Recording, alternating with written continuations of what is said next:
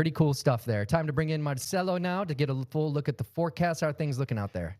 Things are looking fabulous out there, and the weather story basically remains the same. Those dry conditions continue as a high pressure system continues to dominate our weather over the valley. And we're also going to talk a little bit about hurricane season in numbers. But first, let's take a look at Futurecast. You can see it there. There's barely any rain on site right now, and it's going to be the same pattern over the next 2 to 3 days. We might see a few light showers around Brownsville on Thursday, very light showers also along the coast, but nothing really important and severe at all, because again, we still have that high pressure system creating those very warm conditions and preventing the formation of rain or downpours in our area. So that's some great news. And there you have it.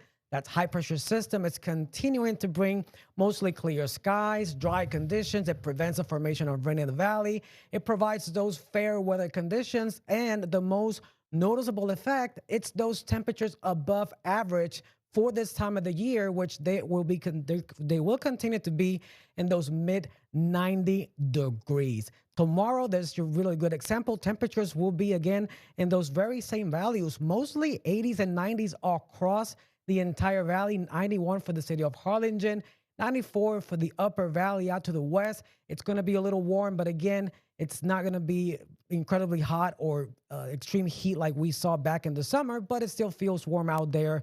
It will feel warm out there tomorrow, Thursday. Now let's change topics a little bit to the tropical update, because I want to show you some data and some numbers in terms of how hurricane season has been behaving so far this year. Now remember, peak season was actually on September the 10th.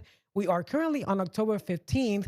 60% of storms do develop after the peak day, but we still have about 45 days of hurricane season left, and these are the official numbers as of today. We've had 12 tropical systems as of today, 4 hurricanes in the Atlantic Basin, and out of those 4, 3 made it to major hurricanes.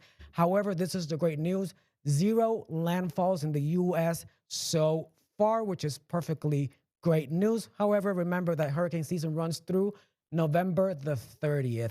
Now, returning back home, we have those warm temperatures. The high pressure system continues to bring those very dry conditions. But then on Sunday, we may have a possible cold front.